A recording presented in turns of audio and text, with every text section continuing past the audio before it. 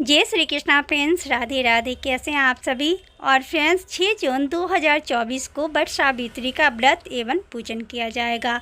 वट सावित्री की पूजन में हमें किन किन सामग्री की आवश्यकता होगी, सो आज की वीडियो में सभी आवश्यक सामान आप सभी के साथ मैं शेयर करूंगी। और फ्रेंड्स वट सावित्री का व्रत हर सुहागन स्त्री अपने सुहाग की लंबी उम्र के लिए जेठ मास में पड़ने वाली अमावस्या के दिन वट वृक्ष के नीचे जाकर पूजन करती हैं और व्रत रखती हैं।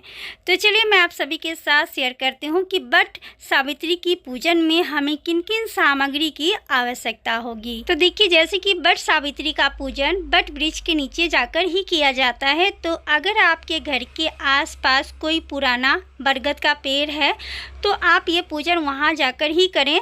लेकिन अगर घर के आसपास कोई भी वट वृक्ष का पेड़ नहीं है तो फिर आप एक दिन पहले ही वट वृक्ष का एक टहनी मंगवा लें और फिर आप उसे गमले में लगा लें।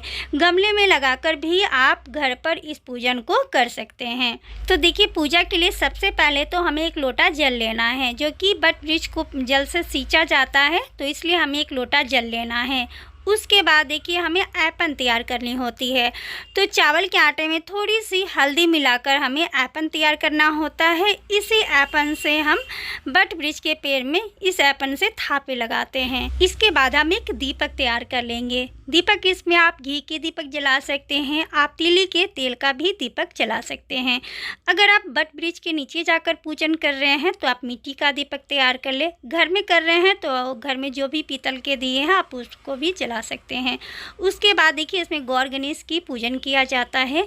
तो अगर आपके पास गौर गणेश की मूर्ति नहीं है, आप पूजा नहीं करते हैं पहले से, तो फिर आप एक सुपारी में कलावा लपेट कर गौर गणेश की प्रतिमा बना सकते हैं, इनकी पूजा कर सकते हैं। इसके बाद गणेश जी को लगाने के लिए यहाँ पर हम थोड़ी सी रोड़ी, हल्दी और अक्षत रख लेंगे। आप थाली को पहले ही सजा लें ताकि पूजा के समय कोई हड़बड़ ना हो, कहीं कोई सामान छूट ना जाए। तो यहाँ पर देखिए, सभी सामान को आप आराम से टाइम निकाल के पहले थाली पूजा की सजा लें। उसके बाद ही आप वट वृक्ष के नीचे जाएं और पूजन करें। इसके बाद देखिए, हम 2 जनेऊ रख लेंगे, जो कि एक वट वृक्ष को पहनानी होती है, दूसरा गणेश जी को पहनाया जाता है। तो आप 2 जनेऊ रख ले। जनेऊ आप सफ़ेद या पीला कोई सा भी रख सकते हैं। उसके बाद देखिए, आरती के लिए हम कपूर रख लेंगे। इसके साथ ही हम एक धूप और माचिस रख लेंगे। फ्रेंड्स, वट सावित्री की पूजन में वट वृक्ष की 108 परिक्रमा भी किया जाता है। तो वट वृक्ष की परिक्रमा करने के लिए हमें इस तरह का देखिए कच्चा सूता या कलावा लेना होता है। तो अगर आपको कच्चा सूता मिल जाता है तो आप कच्चा सूता ले लें। कच्चा सूता अगर किसी कारणवश नहीं मिल पाता है तो फिर आप परिक्रमा करने के लिए कलावा भी ले सकते हैं। इसके साथ ही देखिए, हमें अपनी सिंदूरदानी याद करके लेना होता है। तो आपके शादी का जो भी सिंगोरा है आप उसे भी अपने साथ ही लेकर जाएं, क्योंकि इसी सिंदूर से गौरी माता को सिंदूर लगाया जाता है और हमें अब सुहाग भी लेनी होती है। उसके बाद भिगोए हुए चने का विशेष महत्व होता है, तो आप एक रात पहले ही चना भिगो कर रख दें। इसके बाद भोग लगाने के लिए देखिए, कुछ जगह पर पुआ पूरी का भोग लगाया जाता है, साथ में मिठाइयाँ, चना, फल का भोग लगाया जाता है। कुछ जगह पर ठेकुआ, पिड़किया, खाजा, 5 प्रकार के फल, चना, इन सभी चीज़ों का भोग लगाया जाता है। तो आप जहाँ से भी हैं, जहाँ आप लोगों का नियम है, जो भी चीज़ों का भोग लगाया जाता है, भोग आप उसी चीज़ से लगाएं। यहाँ पर पुआ पूरी की भोग लगाई जाती है, तो वो मैं आप सभी के साथ शेयर कर रही हूँ।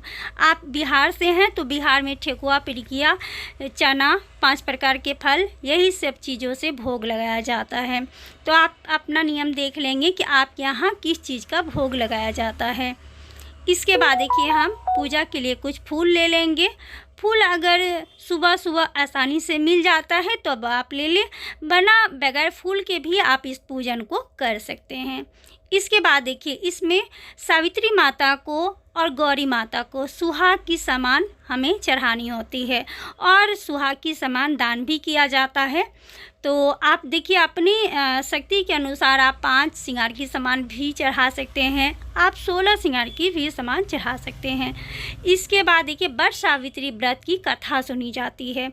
तो कथा अगर आपको आती है तब कोई बात नहीं आती है तो आप इस तरह का एक किताब भी ले सकते हैं जिसमें कि कथा लिखी होती है, आप पढ़ के सुना सकते हैं। इसके बाद इसमें बांस का पंखा लिया जाता है। अगर आप बांस का पंखा दान करेंगे तो फिर आप 2 पंखा लेंगे। अगर आप दान नहीं करना चाहते हैं पंखा का तो फिर आप 1 पंखा लें, क्योंकि इसी पंखे से हम पहले वट वृक्ष को हवा करते हैं और फिर घर आकर पतिदेव को पूजन करते हैं और पंखे से हवा करते हैं। उसके बाद देखिए कुछ जगह पर वट वृक्ष के पत्तों के गहने बनाए जाते हैं, तो आप 1 दिन पहले ही पत्ता भी तोड़ कर रख लें ताकि उस दिन आपको पत्ता ना तोड़ना पड़े।